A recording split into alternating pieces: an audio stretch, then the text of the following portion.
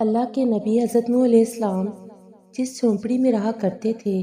وہ جھونپڑی اتنی چھوٹی تھی کہ آپ علیہ السلام اس کے اندر سوتے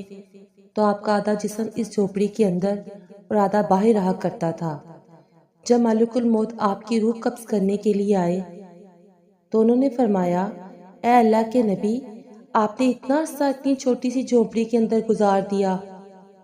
اگر آپ چاہتے تو بڑا گھر بھی بنا سکتے تھے، کیا وجہ تھی آپ نے بڑا گھر نہیں بنایا؟ تو حضرت نوح علیہ السلام نے فرمایا، اے ملک الموت، میں نے تیرے انتظار میں ہی اس چھوٹی سی جھونپڑی میں سارا وقت گزار دیا۔ حضرت اسرائیل علیہ السلام فرمانے لگے، ایک امت ایسی بھی آئے گی جن کی عمریں 100 سال سے بھی کم ہوں گی،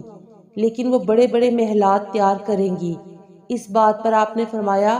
اگر میں اس زمانے میں ہوتا تو میں اپنا سر سجدے سے ہی نہ اٹھاتا اور ساری زندگی سجدے میں ہی گزار دیتا۔